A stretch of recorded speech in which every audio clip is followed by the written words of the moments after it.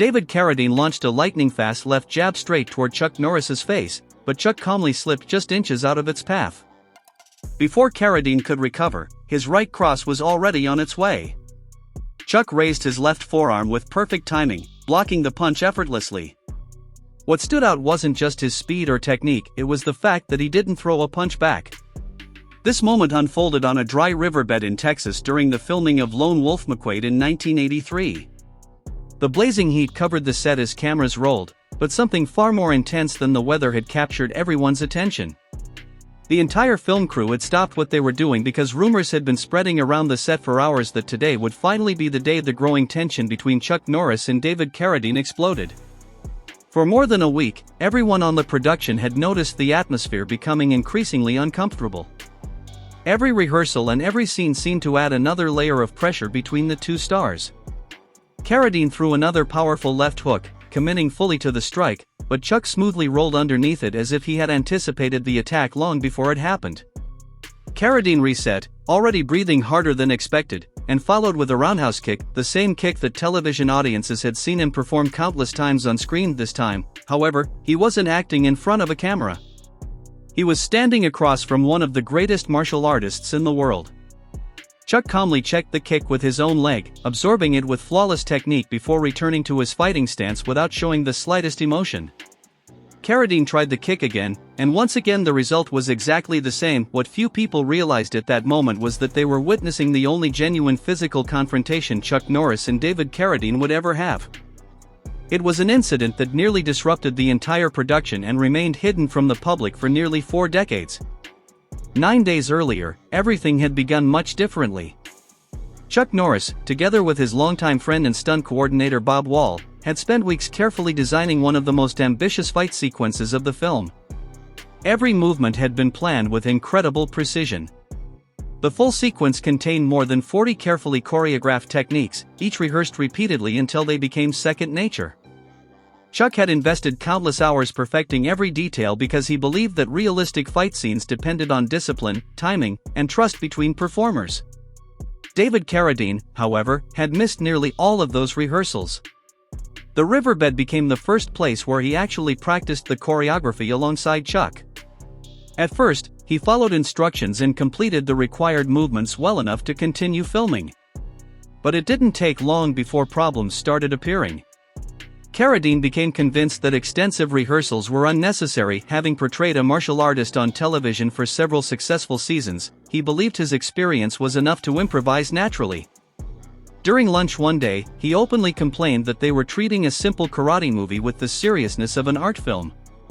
In his mind, the choreography didn't need endless practice.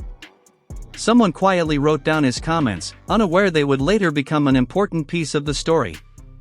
As filming continued, Carradine slowly began increasing the speed and force behind his techniques.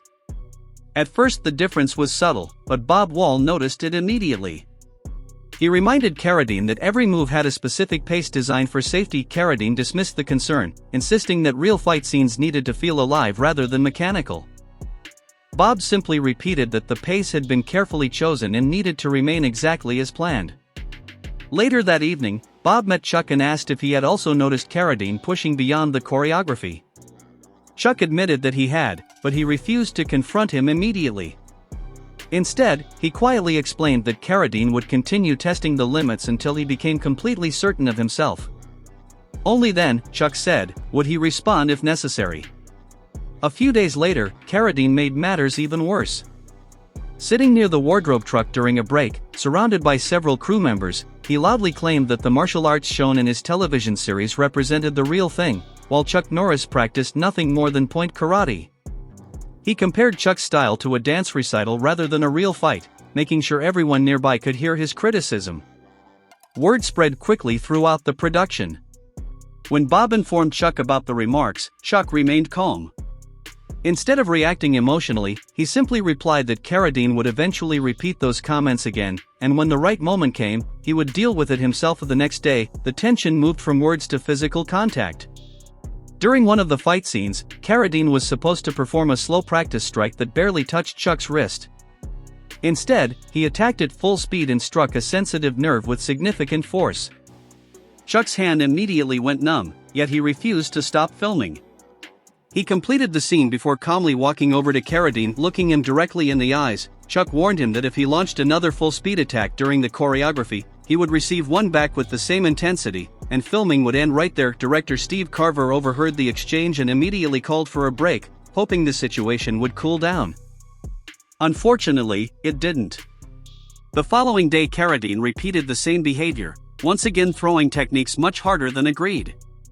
Even after the director stepped in and reminded him that no one on the production was insured for a real fight, Carradine arrogantly suggested that Chuck simply needed to keep up. Chuck said nothing more. Instead, he requested another take of the exact same scene.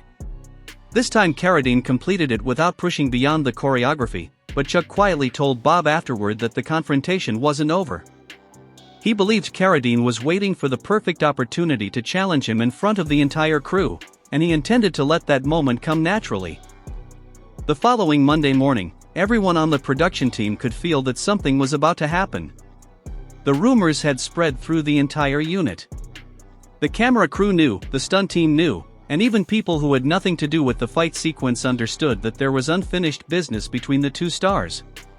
The scene scheduled for that afternoon was the most important part of the fight sequence. It was the master shot where Chuck Norris and David Carradine would perform the close-range exchange that had been rehearsed for days. Everyone expected the choreography to be followed exactly, but many people on set believed Carradine would try something different. At 2:45 in the afternoon, director Steve Carver called for the master shot. The camera crew prepared, the slate was marked, and the first assistant director called for speed. The entire riverbed became unusually quiet. Carver looked at both actors and held the moment slightly longer than normal before finally giving the command. Action! Carradine stepped forward exactly as planned. His right hand moved into the choreographed parry, and Chuck's left hand rose to meet it. According to the rehearsal, their hands were supposed to connect lightly at half speed. But this time, something changed. Carradine drove forward with full power. The movement was no longer a controlled defensive technique. It had become a real attack aimed directly toward Chuck's head. Chuck reacted instantly. His body shifted just inches away from the line of attack, using a pivot he had developed through decades of martial arts training. It was a movement built from years of experience, from training sessions in the early days of his career to real competitive fights against skilled opponents. The strike passed through the space where Chuck's head had been only a fraction of a second earlier. Carradine was now off balance, his weight committed forward and his position exposed. There were several ways Chuck could have ended the exchange right there. A strike, a sweep, or a controlling technique could have put Carradine down immediately. But Chuck did nothing. He simply reset his position and calmly said, "David." For a moment, Carradine stopped. But instead of backing away, he continued. He had already decided that he was going to prove something. He threw a powerful right cross with full extension, aiming directly at Chuck's jaw. Chuck moved again, slipping the punch by only a few inches. The strike missed its target completely. "David, don't," Chuck warned. But Carradine continued. He followed with the same left hook combination that audiences had seen him perform repeatedly during his television career. Technically, the punch was clean. It was the kind of move he had performed many times before in front of cameras. This time, however, the opponent was not following a script. Chuck calmly moved underneath the hook, and the punch passed harmlessly over his head. The entire riverbed became silent. Nobody moved. The director had not called cut, and the crew watched as the situation moved beyond a normal film rehearsal. Carradine stepped back and tried to regain his breathing. The heat, the pressure, and the intensity of throwing real attacks had started affecting him. He had not expected Chuck to avoid everything so easily. But he wasn't finished. He launched another attack, throwing the roundhouse kick that had become one of his signature moves on television. It was a technique he had performed many times during his career, but this was different. In front of the camera, opponents stood in specific positions and reacted according to choreography. Chuck Norris was not standing on a mark. He was reading every movement in real time. As Carradine's leg came toward him, Chuck checked the kick perfectly. He raised his own leg at the exact angle needed to stop the attack without causing unnecessary damage. The technique was simple, efficient, and controlled. The kick failed. Carradine tried the same move again, and once again Chuck blocked it with the same effortless timing. The expression on Carradine's face began to change. The confidence he had shown earlier was disappearing. He was beginning to understand the difference between performing martial arts for television and facing someone who had spent a lifetime mastering the real principles behind them. Bob Wall stood nearby watching everything unfold. After decades around fighters, he understood exactly what he was seeing. Chuck was not trying to embarrass Carradine. He was not trying to prove he was better. He was simply controlling the situation and refusing to lose his discipline. Carradine continued pushing forward, but Chuck remained calm. Every attack was answered with defense, every attempt was controlled, and every opening was ignored. Then Carradine attempted one of his most recognizable techniques. The spinning back kick. It was a move that had impressed television audiences for years, but Chuck read the rotation before the kick was even fully developed. He stepped inside the attack, moving closer than the kick could reach. Carradine's foot passed behind him, leaving him completely exposed.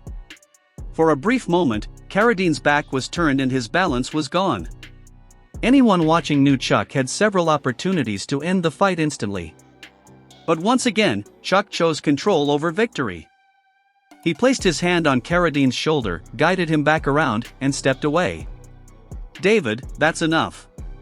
But Carradine wasn't ready to accept that. The next few seconds would change everything between the two men.